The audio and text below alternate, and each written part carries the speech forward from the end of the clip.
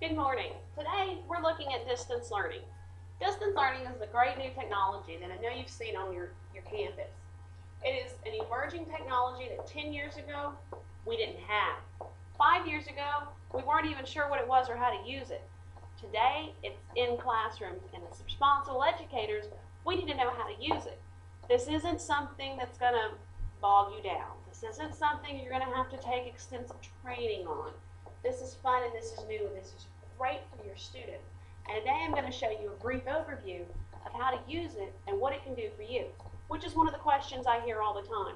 What can distance learning do for me?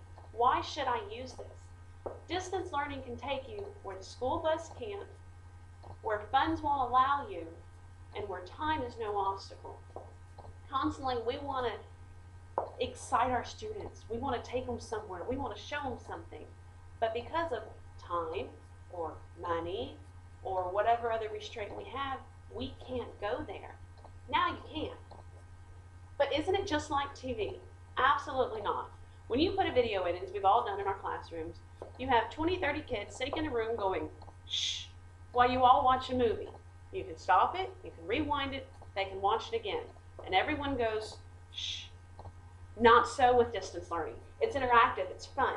You get to ask questions. You raise your hand and you say, hey, I want to know. It's not a pre-recorded something on the TV. This is someone. This is real. This is interactive. You can go to the Bronx Zoo and say, why does that animal do that? And the answer, it's not watching a video on it. You can take your classroom and see the Iditarod. You can control the dogs with some of these programs. This isn't sitting back and watching someone else doing it. This is jumping in the driver's seat. This is phenomenal for our kids. I know you all thought it was only for foreign language, and it is, and we're using it, and it's making wonderful, wonderful leaps in the realm of foreign language. In Texas, we have a problem, of course, with Spanish teachers. There's just not enough to go around. Small school districts, maybe there's not enough work to keep them there. You only need 1 or 2 classes. Great, go to your distance learning. The region centers are starting to offer this, where you can connect through them. You have one teacher sitting in her classroom or her office, as the case may be, and she's teaching students in 5 or 6 different school districts. That's phenomenal. She can teach 2 or 3 at one time. Even better, we're pulling our resources and we're pulling together. That's great. Will your students get it? Yes, these are 21st century students. They have had cable TV their entire lives. They have a computer in the home, most of them with internet. Some of them even have one in their room. That's great and wonderful. They understand virtual. They're on Facebook. They're on MySpace. They play virtual games. They have friends they've never met in person. They just exist online.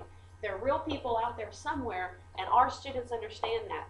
We have to get to a level where we understand and embrace that too. We need to leap into their world, not where we're just sitting back and we're telling them no, no, no all the time. Where we say, great, you want to go? Let's go. I'll take you there. We're not defined by these constraints, these 4 walls, or where a school bus can go anymore. And your students expect that. They understand it. If they can do it online, they want us to take them there also. What are administrators saying? Administrators are thrilled. This is saving money, time, and it's bringing their students far beyond anything we've imagined. We're not needing permission slips and volunteers and school safety and bug spray and sack lunches and a school bus and a substitute. We're going into a classroom, we're going on our field trip, and we're going back to our day. That's phenomenal. It doesn't have to be boring. Dress up your classroom. If you're going to the Arctic, talk to the maintenance people, drop the temperature some to where they need to bring coats. Great, make it real for them. Overall, you're still saving. The other thing that distance learning is real big on is professional development. Some of you live very far out. Our nearest region center here in Leggett, Texas is 45 to an hour away. Well, you know, if it's raining or snowing or you have a flat tire or, we don't have those issues anymore. You have professional development, great. Talk to the tech, get into your distance learning, and you're there. Just like you're sitting there, and you're not the only one on distance learning. Districts across the state are doing this. This is great. Maybe you want to get together. There's only one teacher per grade here. You don't have a team to collaborate with like maybe a larger district offers. Great. Get together with other smaller districts who are offering the same thing, and you all come together and you meet in real time. You didn't forget something in your classroom to bring. You're in your classroom. You didn't Oh, I wonder if I remembered. It's all there. You're in your home environment. You can show them your books. You can show them what you're doing on your smart boards, on your whiteboard. You can show them what you're doing with your elbows, and you're all collaborating. This is huge. And this is, of course, available for distance learning. Administrators are loving the use of this technology. As educators, we need to jump in. There isn't a bunch of learning, and you need to know how, and clicks, and this and that.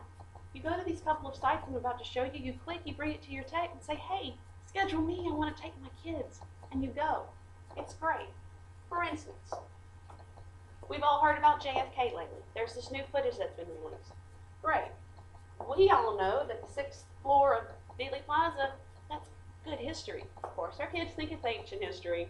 Some of us were there. What we need to do is say, hey, I want to take you here while we're studying this. You can't go to Dallas. There's not time for that. But you can take them to Connect to Texas. That's one of their newest providers. You just jump right in, and you go, and you're there. So you search for it. They have a handy-dandy button right here. Search. And it's going to bring up a menu where you can search for whatever it is you're looking for, and you can take your children there. There is a small cost. Some of these are free. Great. We like free. Some of them cost, I don't know, maybe $150. 30 kids, that's $5. Can you take your children to Dallas for $150, $5 per student? Probably not, but now we can. So on the Connect to Texas, and I'll send you links to all these, don't worry. Connect to Texas, you can choose by provider, the title, a description, grade level, or content area. For instance, let's say you want to go to the McDonald Observatory. Okay, let's go. We click Find Programs, and it's going to bring up the programs. I kept all of these in so that, of course, we get a good, diverse, mixed group. We can't bring these children to the McDonald Observatory. The McDonald Observatory can come to us. And it's taking just a second. It'll continue to load. While we're waiting on that one, let's click over to another one. The Texas Education Telecommunications Network. TETN is what it's commonly called. Here's another one. I love this site. You can see upcoming programs and announcements, student projects, professional development, it's all here. One of the things they have going on this week that I personally like is NetSmarts. I use NetSmarts in my classroom.